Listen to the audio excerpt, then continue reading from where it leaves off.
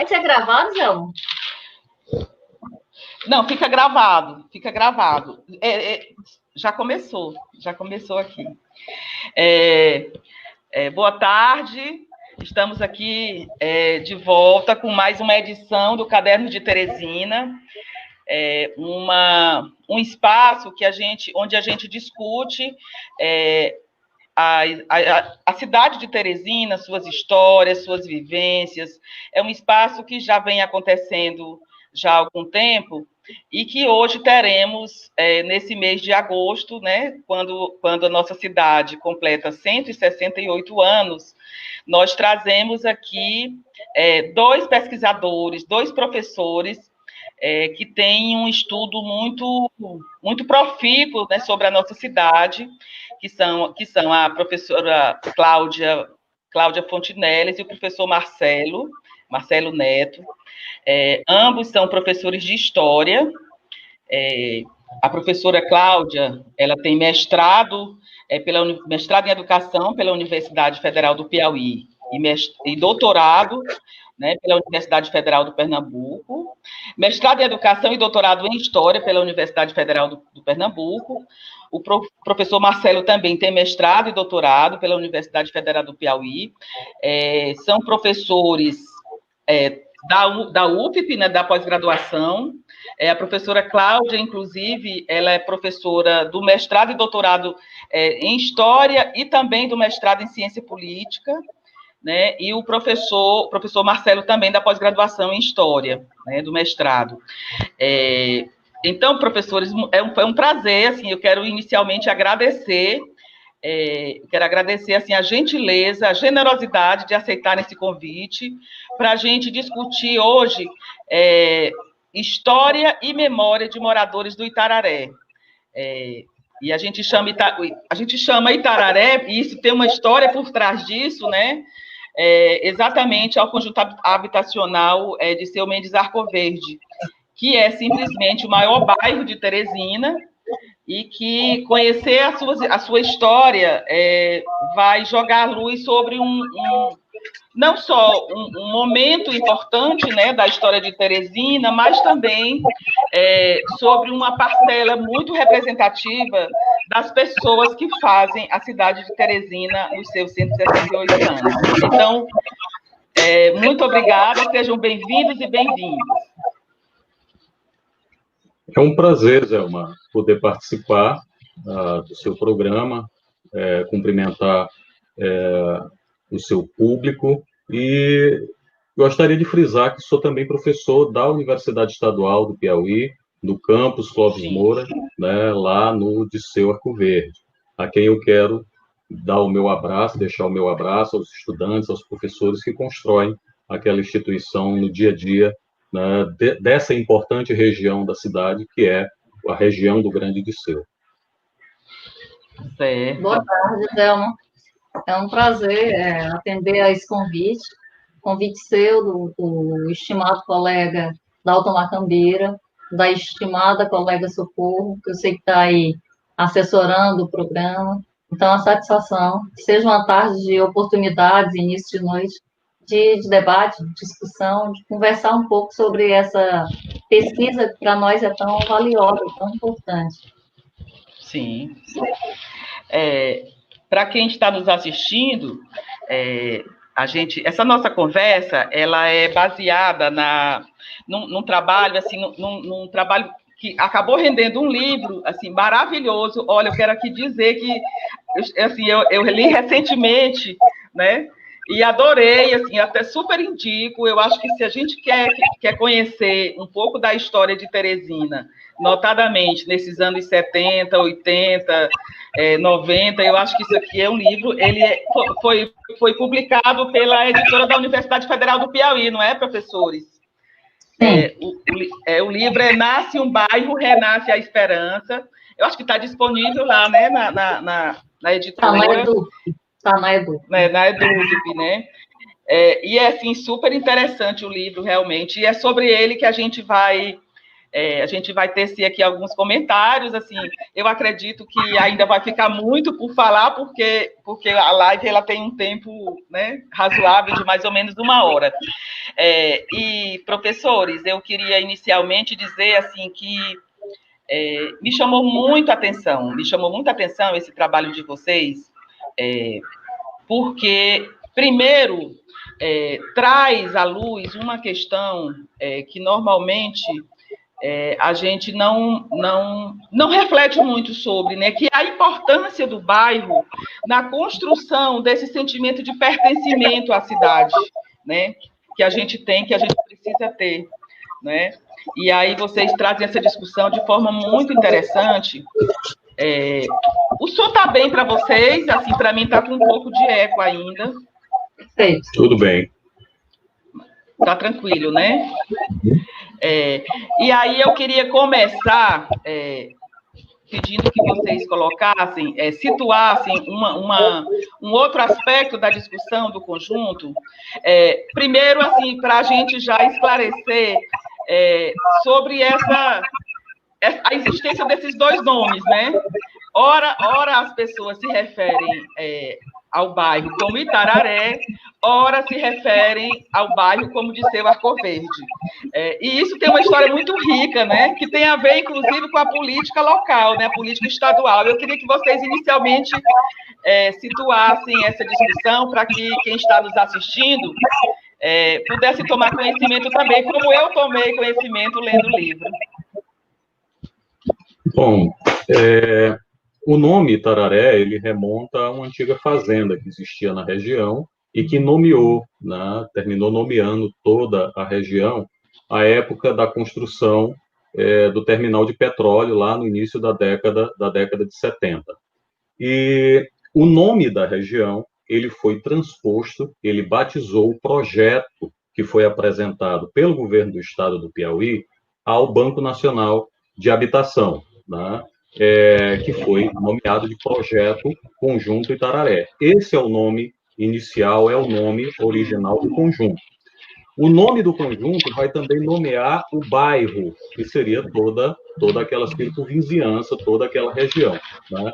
A confusão que ainda, em algum sentido, reside é porque, em 1979, o conjunto Itararé mudou de nome para Conjunto Habitacional Dirceu Arcoverde, né, em homenagem ao ex-governador, à época recentemente falecido, que, por uma movimentação existente pelos moradores, capitaneados por uma associação que existia no local, solicitou a mudança do Conjunto Itararé para Conjunto Dirceu Arcoverde, em homenagem ao ex-governador, que na sua gestão foi idealizada e executada a primeira fase, né, de construção do conjunto, uma vez que o conjunto foi concretizado em 2 etapas. A primeira etapa com o Itararé, a segunda etapa, que posteriormente ficou nomeado de Dirceu Arcoverde 2. Mas aí já os conjuntos já tinham os dois nomes. Tá? Então, muito resumidamente, uma questão complexa, mas que ainda tem reverberação até os dias de hoje, o nome original do conjunto é Itararé. Posteriormente, o conjunto recebeu o nome, transformou o nome para Conjunto Habitacional Dirceu Arcoverde, mas o bairro, toda aquela circunvizinhança, continua sendo nomeada de Itararé. É importante notar, aproveitando a oportunidade que o professor Marcelo está explicando, para notar que foi um embate político. A aceitação ou a proposição do nome, da mudança do nome, é em decorrência do falecimento do então senador Dirceu Arcoverde, que foi o idealizador e o administrador que deu origem à primeira fase, que a segunda fase só vai ser inaugurada a posteriori, já no governo, que seria o Dirceu II, já acontece no governo do Lucídio Portela. O nome, em 79, o nome é contestado e muita população, principalmente os primeiros moradores, não aderiram a essa mudança, porque a proposição do nome foi uma disputa política também. Foi proposto pelo, então, suplente de vereador Francisco Alves, que era uma liderança política na região. inclusive um agitador cultural a posteriori, ao longo da década de 80.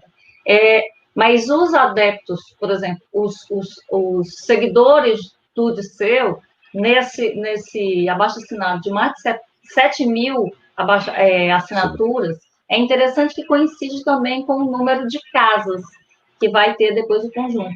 Mas é importante notar que isso se deu por uma proposição para definir como sendo a marca do grupo da Arena 1, que era o grupo ao qual o Dirceu Arco Verde fazia parte. Agora, a história não se explica só com esse reducionismo, né?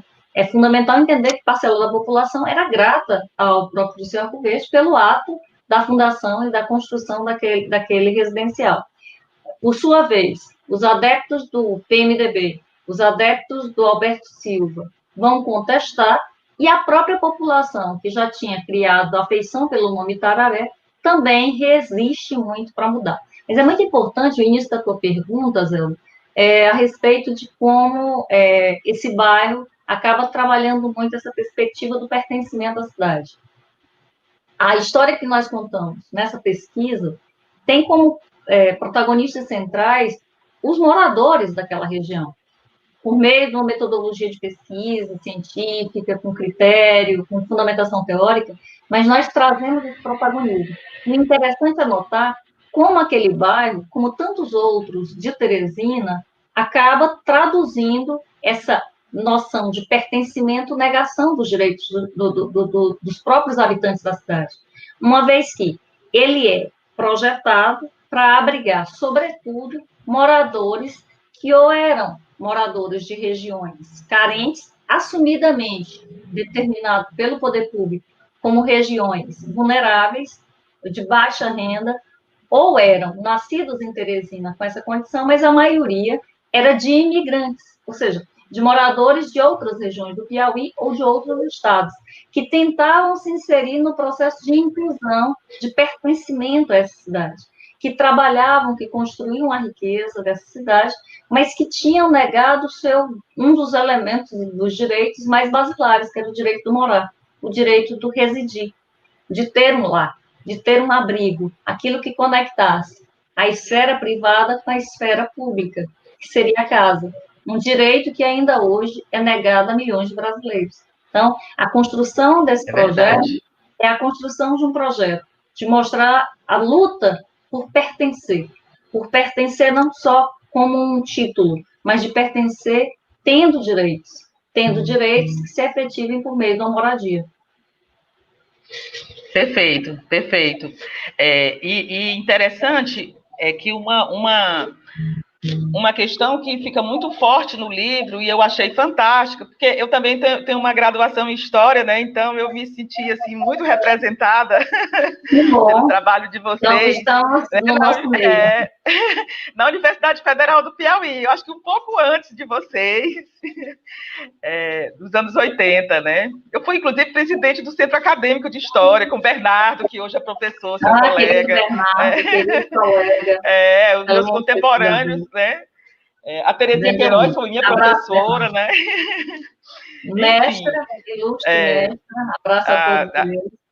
Eu tenho, assim as melhores memórias, tenho as melhores memórias do curso de História, né? E eu achei muito interessante que vocês situaram a própria questão da construção, né, desses conjuntos habitacionais, em especial conjuntos habitacionais com essa quantidade enorme de casas, dentro de um projeto autoritário de governo, né, do governo militar, né? Eu achei particularmente interessante porque faz assim as pessoas perceberem processos e de como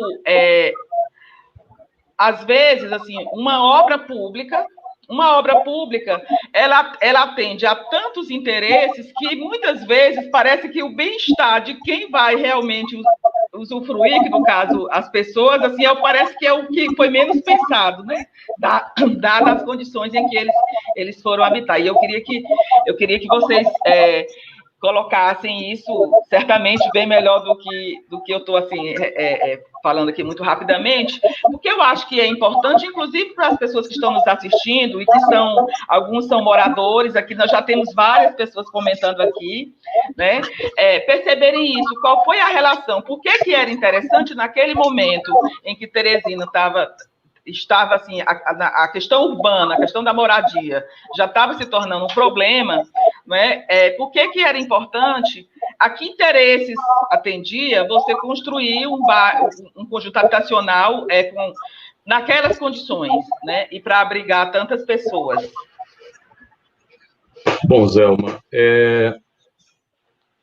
para minimamente responder essa sua questão, a gente precisa entender a própria configuração histórica em que o Itararé nasce, né?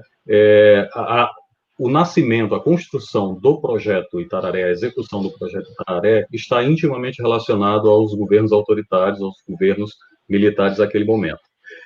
Quando nós temos o início desses governos militares, lá em 64, uma das demandas, dos enfrentamentos que esses governos autoritários tinham que atender era uma enorme demanda por habitação, mas também uma enorme demanda, uma pressão social muito grande que acontecia no interior do Brasil. A criação do Banco Nacional de Habitação, ela se insere dentro desse processo. Por quê? Dessa forma, por meio da construção de casas, por meio da construção de habitações, de conjuntos habitacionais, de uma maneira muito ampla, porque inicialmente os primeiros conjuntos habitacionais, as primeiras construções financiadas pelo BNH não eram direcionadas à população de menor poder aquisitivo, os governos militares imaginavam enfrentar esses problemas internos, sobretudo em 3 aspectos. O primeiro dele é o fenômeno da moradia. O segundo aspecto que ele vai enfrentar é a questão do emprego, porque minimamente a construção civil absorve uma quantidade muito grande de mão de obra, e uma mão de obra que não exige tanta qualificação profissional. E o terceiro aspecto, a própria pressão social que existia dentro do Brasil naquele instante. Então, as Coabs, como foram sendo constituídas ao longo da década de 60, início da década de 70, vai gerando esse movimento, né, dessa política, né, dos governos militares. O Piauí se inseriu ainda no governo Petrônio Portela dentro desse projeto de construção de habitacionais. E aí o exemplo mais significativo desse momento é a própria construção do conjunto, né, do Parque Piauí, né? Não só ele, outros conjuntos. Mas o Piauí entra em moratória, né? Deixa de pagar os financiamentos, porque é uma coisa muito importante que precisa ser frisada. Nenhum desses habitacionais, né, constituídos ao longo dos governos militares, eles foram dados, né? Eles foram financiados, né, e a preço de mercado, desconsiderando a questão da vulnerabilidade dessa população, transformaram essas casas em mercadoria. E essas mercadorias foram apresentadas, foram financiadas à nossa população como um todo. Então, por um tempo, o governo do Piauí, o estado do Piauí, entrou em moratória sem, né, realizar os pagamentos, e aí deixou de receber novos financiamentos. No governo Dirceu Arcoverde, nós temos há um refinanciamento da dívida, né? E aí nós temos a abertura de novos créditos, né, para a construção de habitacionais. E aí nós temos vários conjuntos nascendo, como o Saci, como o Bela Vista, e o mais emblemático deles é o conjunto Itararé. Por que eu considero ele o mais emblemático? Pelo seu gigantismo, né? Um conjunto enorme para atender uma população muito grande, mas com regras de financiamento diferenciadas. O conjunto Itararé, ele normalmente, os conjuntos habitacionais, eles atendiam uma população que recebiam de 1 a 3,5 salários mínimos. O conjunto Itararé era para uma população que ganhava até 1 salário mínimo. Então, por aí a gente já vai começar a perceber o perfil, né, dos moradores a qual o conjunto era direcionado. Tá? Então, assim, dentro desse contexto, o governo do Piauí, né, a administração, né, do governo do Piauí, aproveitou esse momento de financiamento e começou, né, ter uma política, né, de acolhimento por meio dessa construção de moradias. Por isso, eu friso essa íntima relação entre a construção de conjuntos habitacionais, entre eles o conjunto Itararé, né, e os governos, né, autoritários lá da década de 60, 70, 80. É extremamente importante notar que governos autoritários costumam difundir a ideia de que estão incluindo, e normalmente, nesse período, contrariando o que muita gente costuma dizer, denominando de milagre econômico, o que se percebia era um crescimento enorme da concentração de renda. O trabalho vai mostrando que Teresina era uma demonstração disso. Enquanto outros trabalhos, se faz muita publicidade no jornal, de que se vive um momento de euforia, de milagre, de prosperidade econômica, os mesmos veículos de comunicação mostram ao longo da própria matéria forte desigualdade social, miséria, mortalidade infantil, reduzido índice de escolarização infantil. Então, é uma contradição que pulsa e que se agiganta. Mas por que não se nota essa desigualdade no período do regime militar? Por conta da censura, por conta da repressão, por conta da autocensura. Então, conjuntos habitacionais como o Dirceu, e olha, a força do Itararé era tamanha que a segunda fase foi inaugurada por nada mais, nada menos do que pelo presidente, o último presidente militar do Brasil, o Figueiredo. Em outubro, às vésperas do aniversário do Piauí, ele foi convidado pelo governador Lucídio Portela. Então, isso demonstra não só a força que aquela região tem, como a força política que aquela região tinha. Então, contrariando o que se põe de prosperidade nesse período, é fundamental que nós entendamos.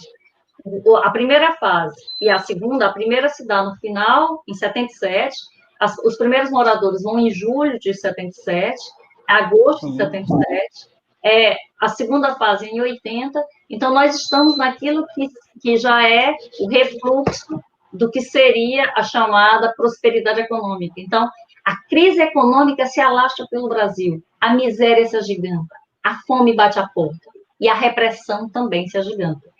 Por sua vez, a sociedade começa a reclamar, a também criar voz. É muito importante notar como esse conjunto, ele nasce já dentro desse signo da luta, da resistência, mas, ao mesmo tempo, também do mecanismo de silenciamento. Então, por exemplo, recentemente, a região iria ganhar um dos mais significativos polos de ensino, que seria um Instituto Federal de Educação, onde hoje é a Escola José Pacífico. Só que o Brasil passou, em 2016, por um processo de golpe, de ruptura democrática, que inviabilizou o projeto que estava no poder no país permanecer, e nós tivemos uma ruptura. Ali, aquela região onde hoje é o Manuel Evangelista, também pertencente à região sudeste, ao Grande Dirceu, ao Grande Tararé, aquela região perdeu muito. Perdeu por vagas nas escolas, perdeu por oportunidades de concurso, jovens professores, funcionários, uma rede produtiva, mas, antes de tudo, um projeto a longo prazo para desenvolver aquela região que foi inibido, que ficou no projeto. Inclusive, a construção é belíssima, passou para a rede estadual. E, como ela, dezenas de outras pelo Brasil afora. Então, é fundamental que a gente entenda que essa história ela se encontra, ela vai com os seus projetos e ela vai demarcando os interesses que vão se constituindo dentro da sociedade.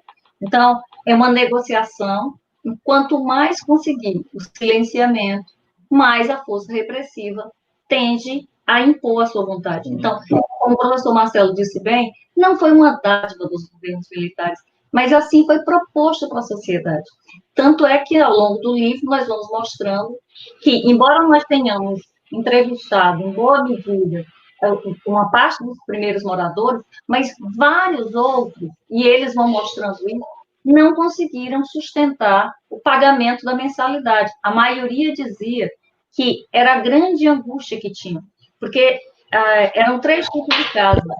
Um dos tipos de casas, que era considerado, era tão simples que era uma cozinha, a mais simples, era uma cozinha, um banheiro e um alpendre, só um alpendre aberto, uma área aberta, que era chamado tipo C.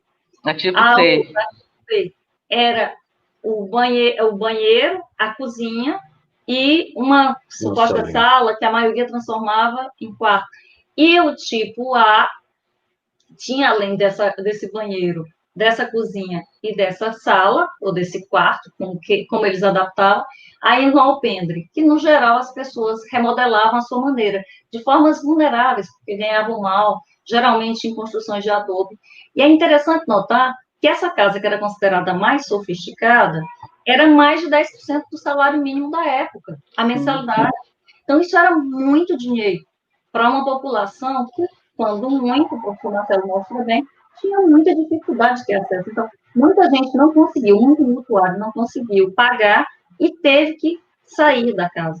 Então, o processo vai se dando e nós vamos mostrando um processo de luta, de muita resistência, porque a maioria dessas famílias era, em média, 6, 7, 8, 10, 11, 12 filhos. Nós vamos mostrando o longo do trabalho. Então, imagina isso numa residência como essa, que foi entregue sem nenhuma infraestrutura. Não tinha água encanada, não tinha energia elétrica, não tinha postes, não tinha calçamento, nenhuma infraestrutura. Então, o livro vai mostrando isso, por meio de fontes, que os jornais vão retratando, como as pessoas, até água de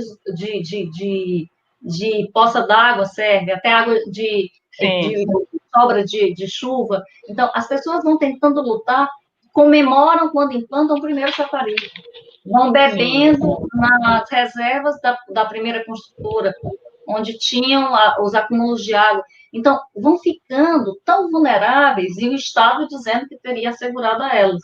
Então, o processo é muito nesse sentido, de tentativa de pertencer a essa cidade, que se nega a incluir esse grupo. Bom, eu quero fazer uma complementação na fala da professora Cláudia, lembrando que dentro dessa construção, desse contexto que aí está, essa população ela foi distanciada do restante da cidade. Né? Até geograficamente, e no livro a gente teve a felicidade de encontrar até umas fotografias. Eu ia perguntar exatamente isso, a minha pergunta seguinte era exatamente isso. Nós conseguimos, inclusive, algumas fotografias um pouco antes e um pouco depois da construção do habitacional, mas a qualidade estava muito ruim, não dava para se colocar no livro. E aí nós aproveitamos uma imagem de satélite mais recente, já de 89. Né? E naquela imagem a gente já consegue perceber como a região do Itararé estava segregada do restante da cidade. Então, foi um movimento orquestrado, pensado em segregar uma parcela significativa da população da cidade do restante, né, da cidade. Por isso, quando a professora Cláudia observa que muitos moradores se negaram a assumir, a aceitar as residências, é uma forma de resistência muito importante. E aí, considero também relevante a gente frisar que essa população, mesmo quando deixava suas residências, era um gesto, né, de resistência, de luta, porque muitas delas, na impossibilidade de conseguir pagar as prestações de um contrato que muitas delas não pediram, uma vez que parte dessa população de diversas partes da cidade, né, de terrenos irregulares que eram pressionados a deixar as suas habitações, os seus lugares de origem, nos seus lugares de afetividade e de trabalho, né, para se direcionarem ao conjunto Itararé e a outros conjuntos da cidade. A questão é que o nosso foco aqui é especificamente o conjunto Itararé.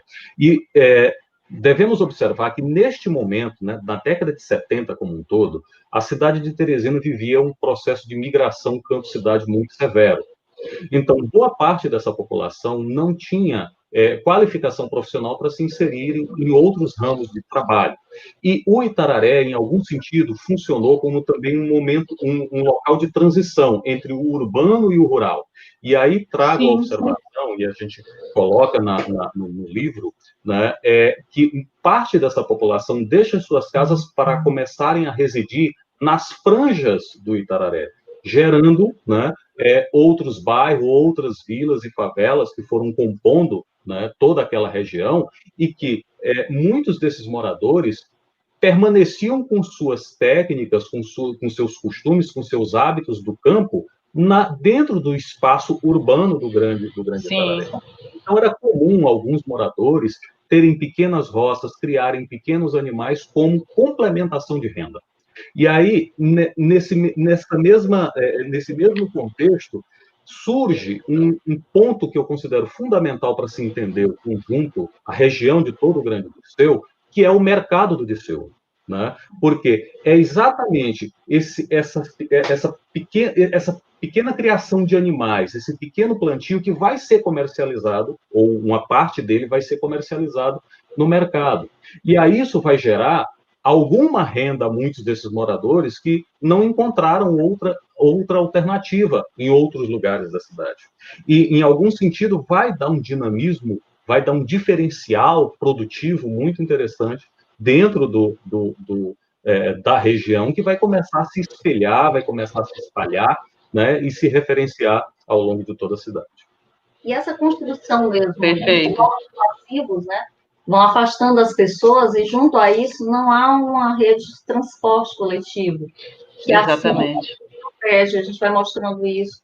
Então, muitas pessoas, o professor Marcelo diz bem, principalmente no nosso trabalho, nós vamos mostrando muitas mães, muitas mulheres, que trabalhavam e que tentavam manter os seus filhos na escola. Então, nós vamos, inclusive, mostrando que essa tentativa de afastar, primeiro, a região, ela recebe todo tipo de discriminação. Nós vamos notando que as principais... há uma especulação imobiliária muito grande para a região leste, porque o Dirceu, o Itararé, era também região leste, era extremo leste, só na década de 90 que há um novo rezonamento feito pela Prefeitura de Teresina, e ela passa a ser denominada de região sudeste, mas ela era o extremo leste. Então, essa região, ela foi planejada, tem nos projetos do próprio Poder Público Municipal e Estadual, para abrigar os moradores de forma irregulares que estavam na região que mais tinha crescimento econômico imobiliário. A especulação imobiliária era muito expressiva no que era o São Cristóvão, o Jockey, a Fátima, o São João, que foi chamado de Macacau, Ilhotas, foi tirado muita gente da linha férrea, da proximidade da linha férrea. Então, a maioria dos primeiros moradores revelam ter ido dessa região. Só que há uma tentativa de disciplinar os corpos, né?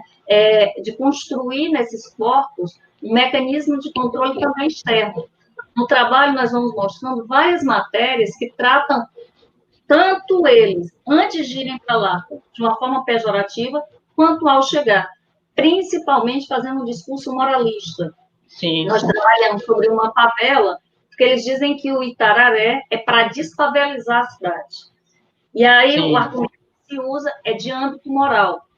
Tem, inclusive, uma matéria contestando o caso de uma favela lá no Jockey, chamada Purgal, que tinha 30, e vai dizer que dessas 30 famílias, 29 eram de prostitutas, porque não tinham casamento civil regularizado.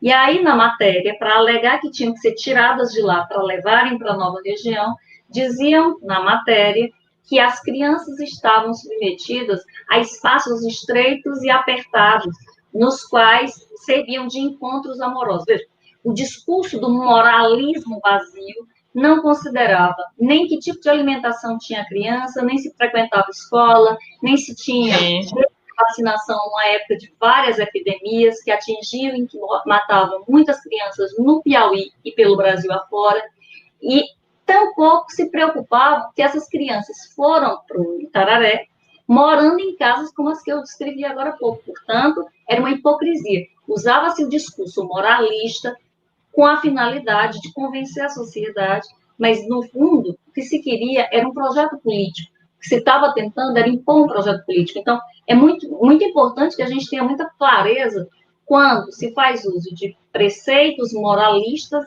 muitas vezes desfocado do real interesse, para tentar conduzir ao controle político de uma sociedade. Então, é muito importante que, geralmente, os governos autoritários recorrem muito a isso para conquistar o apoio social.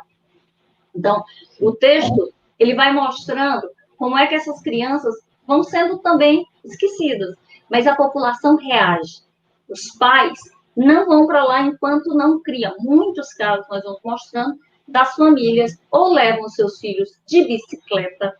Há casos em que pais descrevem que levam o seu filho, os seus filhos e os dos vizinhos para a região onde eles moravam, na Zona Leste. Levavam e buscavam, correndo riscos para as escolas, para poderem estudar. Muitos outros disseram que os filhos pararam de estudar. E outros alegam que vários vizinhos deixaram de morar no conjunto porque não tinham escola. Então, tanto é que no livro nós vamos mostrando como elementos centrais do desenvolvimento daquela região, desenvolvimento físico, econômico, social e, sobretudo, de participação e maturidade política, a criação das instituições escolares. Nós vamos mostrando que a tentativa de construir corpos passivos não deu certo quando essa sociedade começa a questionar, a manifestar. Então, nós vamos mostrar, por exemplo, instituições escolares, como as 3 primeiras escolas da região, onde as escolas, Unidade Escolar Júlia Nunes Alves, Maria do Carmo Reverdosa, Odilo de Brito Ramos, e o próprio antigo Centro Social Urbano, que é o elemento central do controle político da Arena na região, sobretudo a Arena 1, mas que depois, e por isso que no trabalho nós tratamos como último capítulo a importância daquele centro social urbano no embate político na região, mas também como ele se encontra nos anos 2000 a sediar a principal instituição de ensino superior na região, que é a UESP. E a UESP.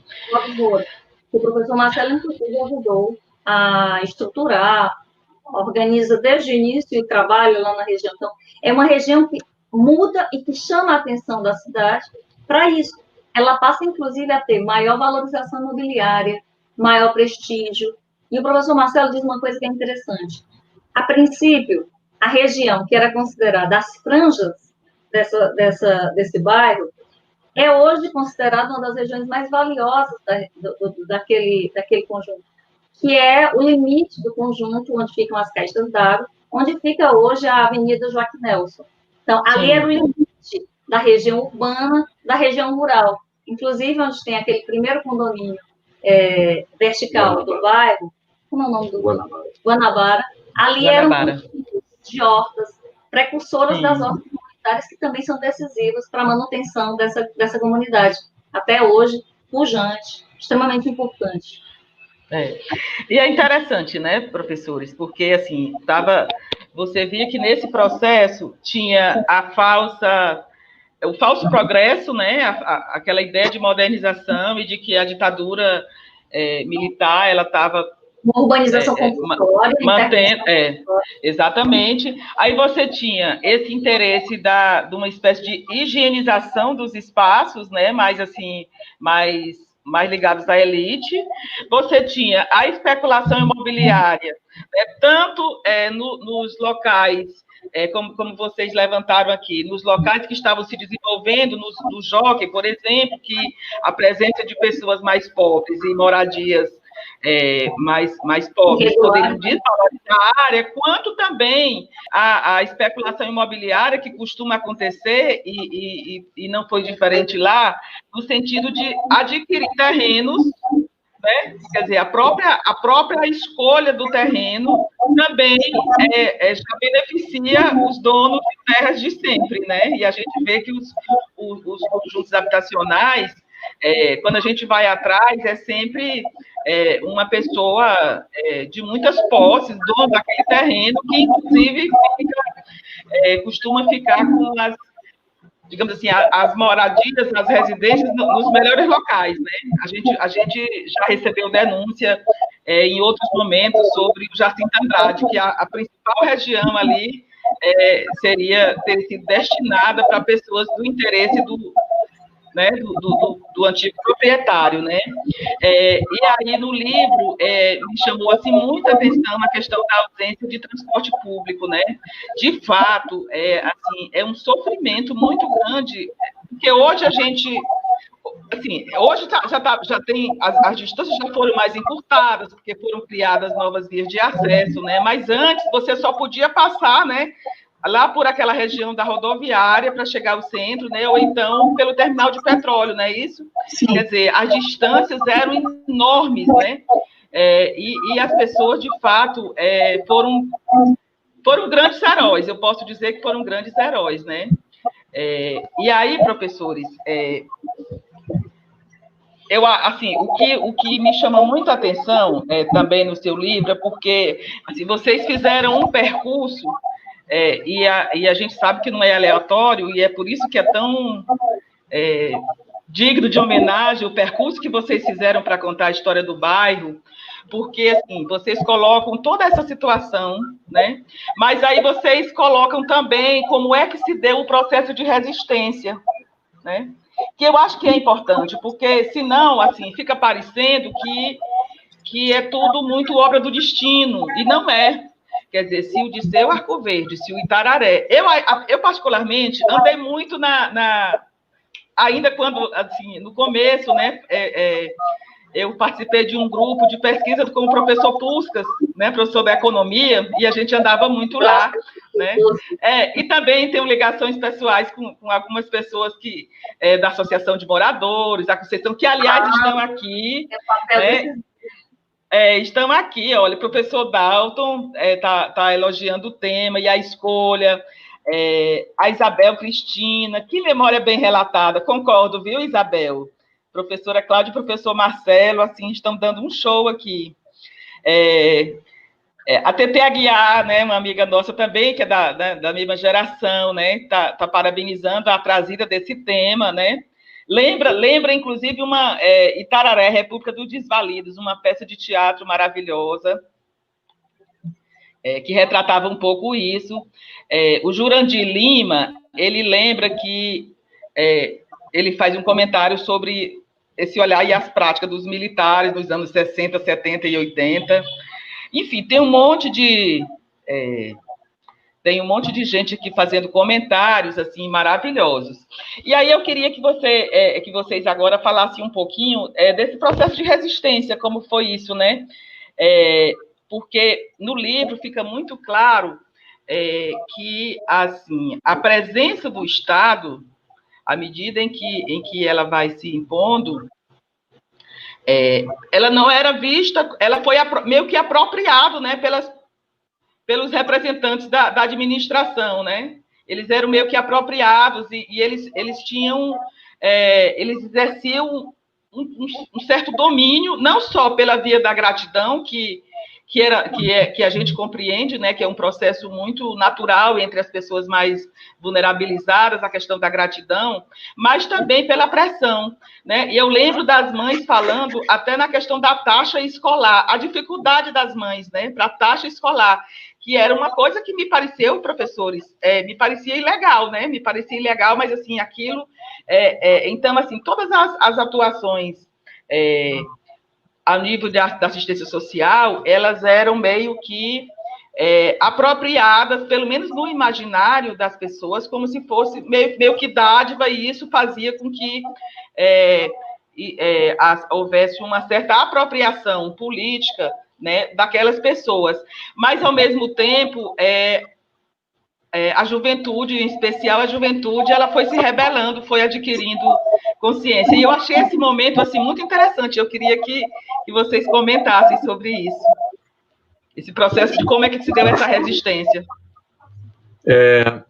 Bom, como o aspecto de resistência, eu considero que nós podemos iniciar, inclusive, a nossa reflexão pensando o próprio campus Clóvis Moura, né, que originalmente foi o campus região sudeste. Quero aproveitar e deixar o meu abraço ao Manuel Medeiros, que está aí nos assistindo, egresso da primeira turma de História daquele campus, também pesquisador sobre a região. E aí eu quero relembrar o próprio nascimento daquele campus. Aquele campus nasceu a partir do processo de organização da população do Grande Dirceu, que reivindica um espaço de educação superior naquele momento, né? Então, veja, a própria criação do campus, a própria iniciativa do governo do Estado e da Universidade Estadual de apresentar uma solução para a oferta de um curso superior, a oferta de cursos superiores na região, demonstra a relevância do local.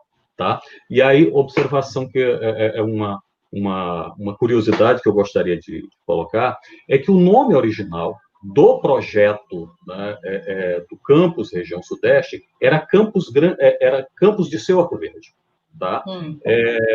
E aí depois Campus Grande de Seu. E exatamente pela mobilização das diversas associações, dos diversos moradores,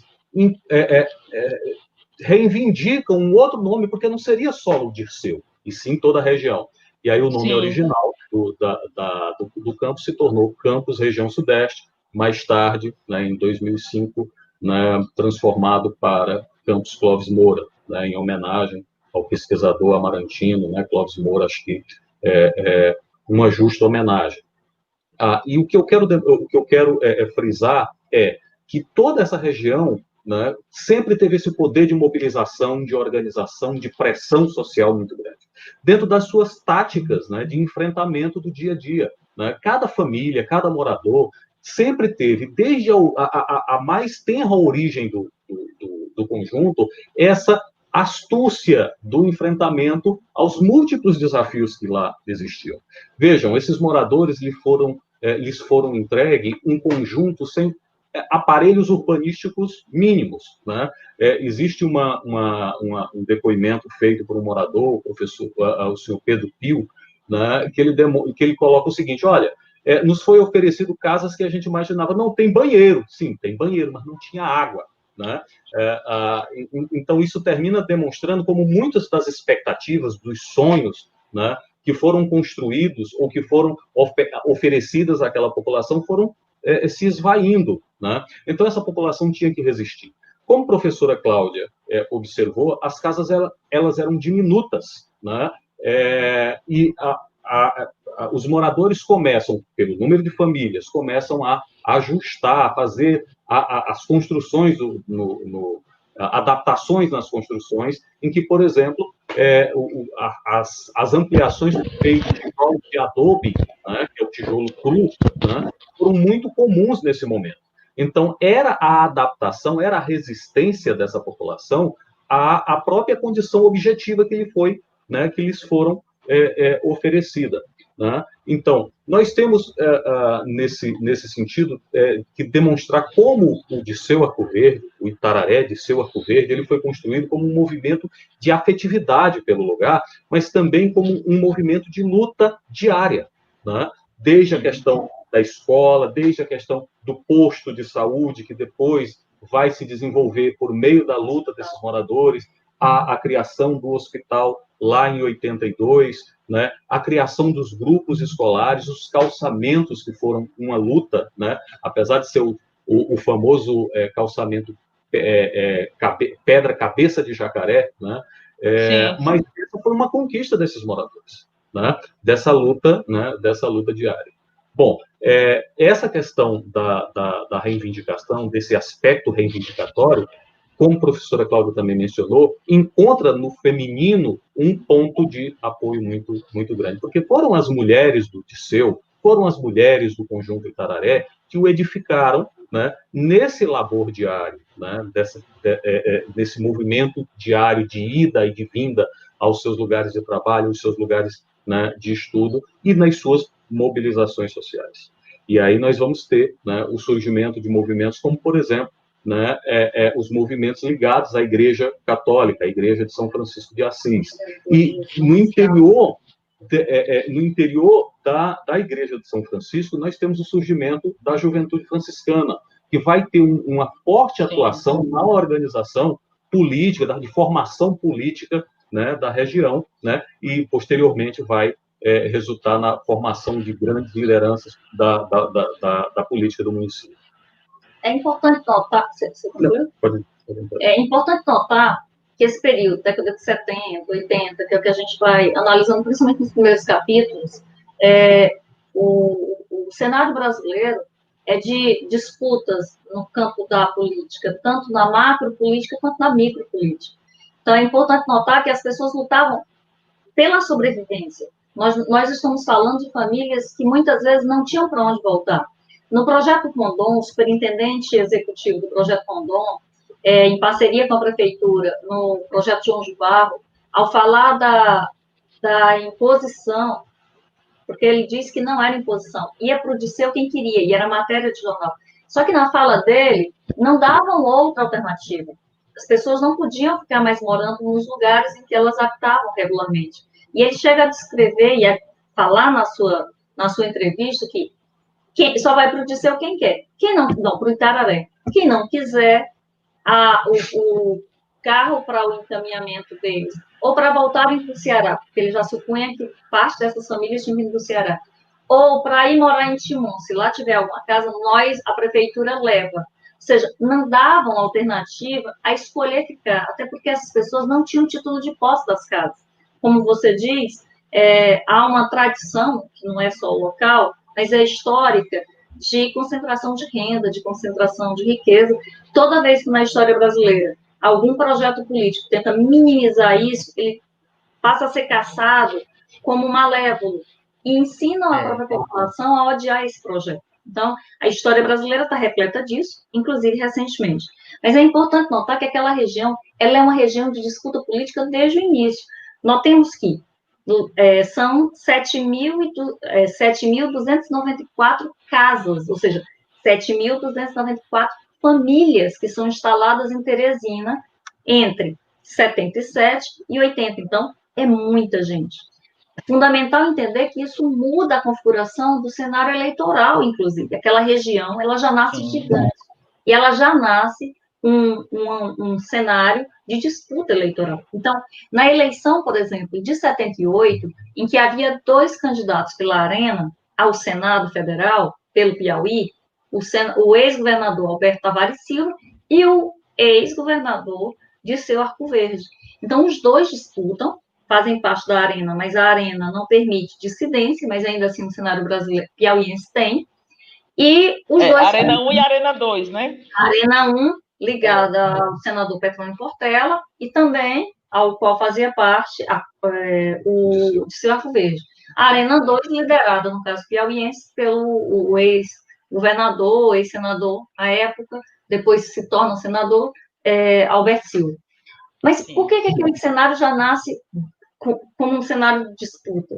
Porque a eleição, o Alberto Silva ganha em todos os colégios eleitorais de Teresina, só perde no Disseu. E em Teresina, o Disseu Arco Verde é quem ganha. Então, lá no caso do Disseu. Então, o único lugar que ele ganha é o colégio eleitoral daquela região. Então, ele já entra, o Alberto Silva entra com recurso. Então, começa, olha, em 78, já é logo no ano seguinte, a fundação do bairro. Mas nós notamos a pujança daquela região tão intensa e a carência, a pujança eleitoral, mas a carência material extremamente significativa, que a principal líder da assistência social, que é funcionária do Estado, que ocupa o cargo de diretora do Centro Social Urbano, Irmani Veloso, já na eleição de 82, ela se sagra vereadora eleita pelo PDS. Então, enquanto o Alberto Silva faz 14 vereadores, o grupo da Arena 1 faz apenas 5, dos quais uma é ela, extremamente bem votada, predominantemente por aquela região. Então, aquele espaço é um espaço de luta. Ela consegue ser reeleita na eleição subsequente ao cargo de vereadora, e é importante notar, uma mulher, um cenário, um espectro político da ala conservadora, mas uma mulher que ocupa o cargo, vejam, nesse cenário era extremamente importante, porque era ela que conhecia as necessidades, as carências da região. Há muitos relatos de que a população nascia e muitas vezes morria no carro que pertencia a ela ou ao esposo. Então, fosse para nascer uma criança ou fosse para levar um corpo, geralmente era no carro deles. Então, isso criava um vínculo, uma aproximação. Os cargos administrativos que aquela região precisou constituir na sua burocracia, nas escolas, como o vigia da escola, a merendeira da escola, a zeladora, geralmente passava por esses espaços. Mas, mais do que tudo, o CSU era o QG de decisão. E isso definia, inclusive, quem tinha direito a comer ou não. era lá que se entregava os benefícios do antigo Instituto Nacional de Alimentação e Nutrição, o INAM, que as mães, para nutrirem os seus filhos, recebiam, uma vez por mês, um grupo de alimentos que era estabelecido em nível nacional. Entre outros, tinha feijão, tinha leite. Então, veja como isso é a sobrevivência imediata. Não há que negar, não tem como negar que isso não criasse uma vinculação. Agora, isso também gerava processos de contestação na juventude, que começou a estudar, que se formou, que passou a questionar. E esse movimento da igreja é muito importante. O movimento da igreja, e é importante que a gente lembre, a gente está vivendo aí o processo mesmo de teologia da libertação, da tentativa da igreja se aproximar dos mais vulneráveis. Por sua vez, o projeto social da igreja também é de contenção, de se aproximar, mas tentando conter esses avanços mais na ordem política. Então, a gente presencia, no caso do Itararé, a gente presencia em vários outros bairros com significativa parcela de população com vulnerabilidade social, essa presença das igrejas. A Igreja Católica era decisiva nesse momento. A Igreja Católica é a principal educadora, inclusive, porque há o projeto de catequização. Então, o professor Marcelo falou do Jufran, é importante lembrar a participação do Humberto Coelho, a participação do professor Libonato, participação da professora Ana Célia, da professora Isabel Fontinelles, pessoas que, no geral, trilharam pelo caminho dos estudos, que tiveram suas vidas transformadas pelas instituições escolares, e que, pelo contato com a igreja, uma igreja mais progressista, começavam a contestar essas práticas de votar pelo estômago, votar porque recebia alimentação, e começaram a contestar dentro do próprio espaço. É interessante, tem um momento em que o Anselmo Dias, que depois vai se eleger em 96 pelo partido, pelo PCdoB, vereador da cidade, tendo vereador de Teresina, mas tendo votos predominantemente também na região, hoje nomeia uma ponte de acesso àquela região, mas ele relata para o Manuel Medeiros, que eu tenho o maior prazer, se o Manuel estiver aí, a gente chama ele de Badu, ele é da primeira turma do curso de História do Clóvis Moura, e o Manuel entrevistou e fez um trabalho muito bonito com o Anselmo, e o Anselmo descreve que o único jeito que eles tinham de reagir ao controle político desse grupo naquela região era pichar à frente do CSU, o que hoje é a UES.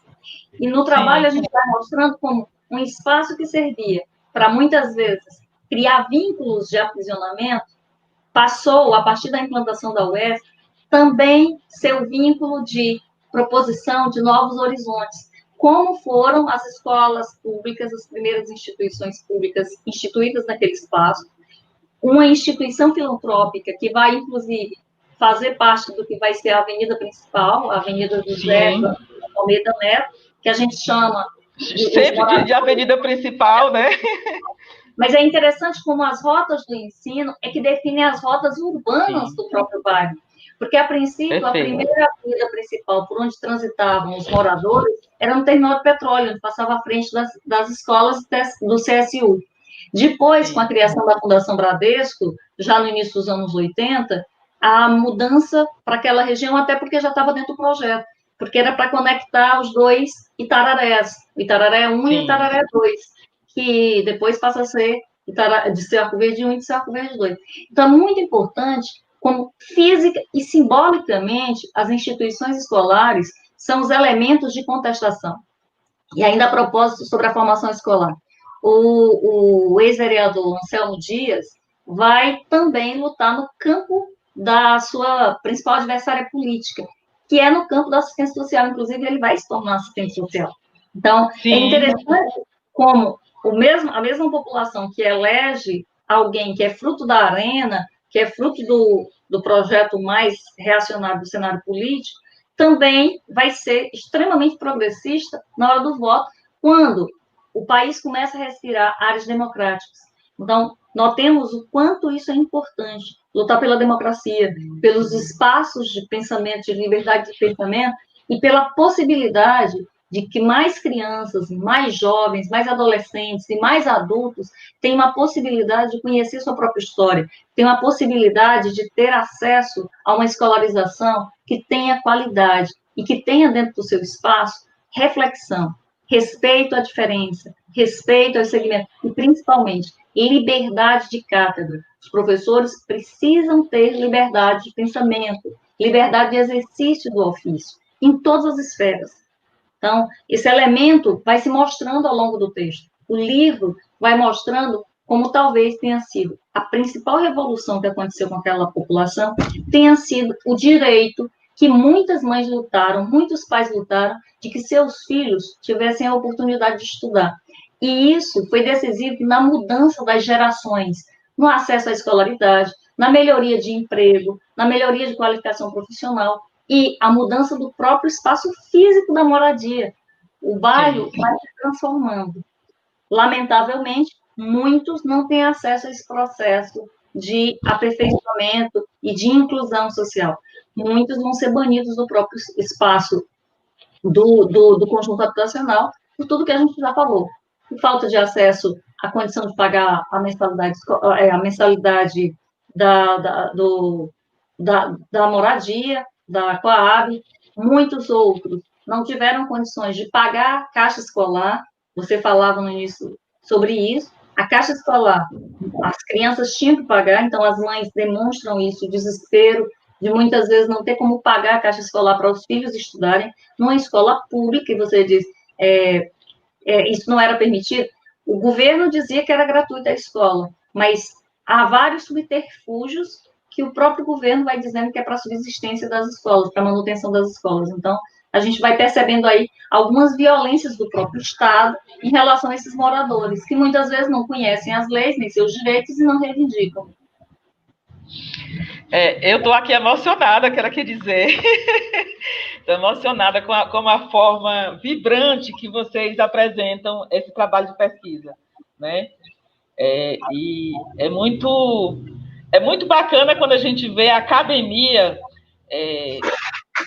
ela devolver, digamos assim, ela devolver à comunidade, né, a qualidade da formação dos profissionais, né, em forma dessas produções de pesquisas, né, e que esse livro representa muito bem, assim. Eu estou assim muito feliz de ter estado assim com vocês. Infelizmente a gente já está com 1 hora, a gente já está na hora da gente começar a encerrar, mas assim trazer esse debate, eu acho da maior importância. Eu acho que é um presente para a Teresina, né, em seus 168 anos, a gente lembrar da importância e de como foi essa história, né, do maior bairro da cidade.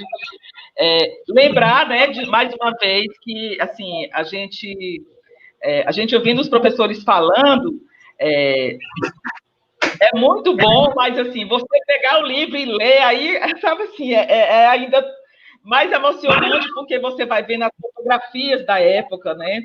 Tem fotografias maravilhosas, e você realmente faz esse mergulho na história do Itararé, na história do Itararé.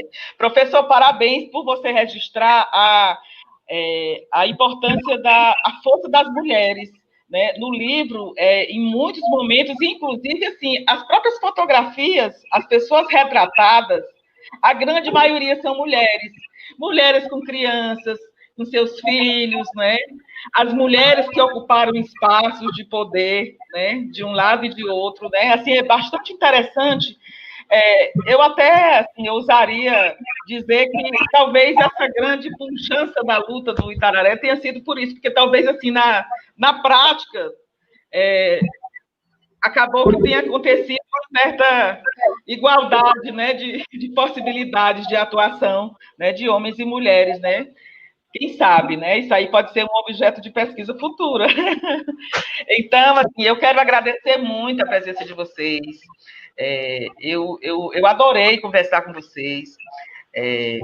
Acho que vocês são Dá até vontade de fazer outros cursos na universidade. Quando vocês fizerem algum outro curso, me convidem que eu vou lá estar como ouvinte, porque eu acho que deve ser maravilhoso, né? Qualquer curso oferecido por vocês, né?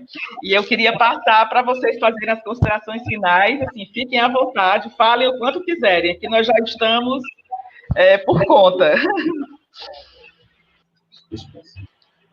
Se despeça. Para eu me despedir breve, gente, a primeira coisa, o livro, ou melhor, a peça teatral, Itararé, a República dos Desvalidos, do Afonso Lima, vale super a pena ler. É uma reivindicação, um grito também, em relação às injustiças, uma obra belíssima, como a arte, como a cultura, como a escola, é de fato o elemento de libertação. Talvez por isso, todo e qualquer governante que tenha premissas autoritárias tente amordaçar primeiro essas instâncias. Então, que nós não silenciamos diante disso. E por que eu falo isso? Porque tem um trabalho na UFP do pesquisador Francisco, orientado pelo colega também Francisco de Assis Nascimento, que fala sobre essa obra, Itararé, República dos Desvalidos. Na UESP, nós tivemos o prazer, e eu digo que, eu falo regularmente da UESP, porque é um ambiente que eu sei que fez a diferença, que tem feito a diferença. Esses espaços de conhecimento têm possibilitado uma reescritura e, antes de tudo, uma inclusão, seja desses estudantes, moradores da região, ou como pesquisadores que dão notoriedade a essa região. Então, a UESP, a primeira turma de História da UESP, tem várias pesquisas, nós estimulamos vários, depois as outras turmas vieram, também pesquisando sobre a região, e é muito importante. No ano da formatura da primeira turma, que a gente fez questão de que acontecesse no Teatro João Paulo II, que é também da região, uma solenidade belíssima, porque era o encontro de uma sociedade com ela própria. A maioria dos estudantes que estavam se formando no curso de História, ou boa parte deles, eram moradores do bairro, muitos dos quais tinham perdido a vinculação com o estudo superior e muitos que tinham reativado essa vinculação muito tardiamente. Então, aquele campus, ele é um espaço que permite que as pessoas falem sobre si. Ele é a presença física de como as pessoas podem mudar a sua história e podem reconfigurar essa história, representificá-la e transformá-la. Então, o espaço do conhecimento é o espaço de transformação social. Então, na época, a primeira turma do curso de História homenageou o professor Marcelo, inclusive, mas era muito bonito ver esse grupo social tomando o lugar do assento que lhe pertence também, que é o espaço do conhecimento formal. Então, que nós não silenciemos e não deixemos que outros nos silenciem. E que nem as vozes daqueles que não puderam ocupar essas cadeiras sejam silenciadas, sejam perdidas. E que nós tenhamos muito mais coragem por lutar por essas gerações que ainda precisam conhecer. Então, eu convido as pessoas a lerem o livro. Nós temos feito uns projetos de irmos às escolas públicas da região, nós doamos os nossos exemplares para a Secretaria de Educação para distribuir com a comunidade, nas escolas públicas. Nós temos feito regularmente, antes da pandemia, espaços de discussão, de formação nas escolas, sobretudo nas escolas noturnas, para que as pessoas conheçam o protagonismo que elas exercem dentro desse processo histórico. Então, é com esse ensinamento que eu olho a história e que eu convido as pessoas a também olharem. Eu te agradeço, Zelma, pela oportunidade de a gente conversar um pouco sobre isso e que as pessoas leiam, conheçam, divulguem as suas próprias histórias. Bom, eu quero agradecer a oportunidade de fala.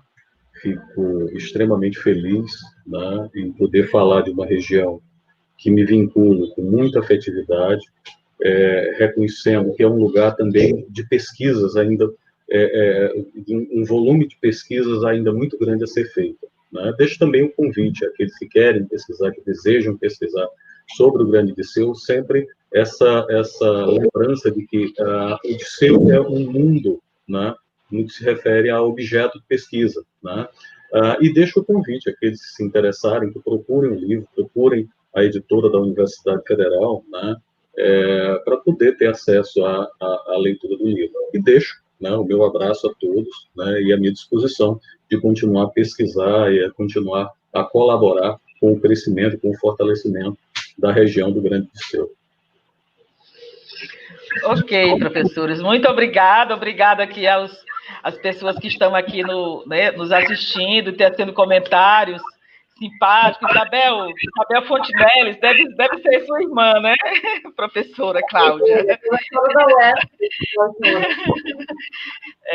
Um abraço para você, e super valeu, né? Aí esse projeto Caderno de Teresina, ele acontece todas as terças-feiras, semanalmente, justamente com essa ideia de trazer ao debate e amplificar esses trabalhos de pesquisa, essas discussões, memórias, histórias, vivências de pessoas da cidade, né, para que a gente possa, cada vez mais, como diz vocês, muito bem ditos, se a gente não conhece a nossa história, a gente não vai ter forças para lutar para que ela possa se tornar uma história vitoriosa, não é isso? Então, assim, o conhecimento da nossa história, dos que vieram antes de nós, nos dá forças para construir uma realidade mais fácil para os que vierem depois de nós, que certamente virão, né? Então, muito obrigada. Foi um prazer enorme estar com vocês e até a próxima oportunidade. Obrigada. Obrigado. Um abraço a todos. Um abraço.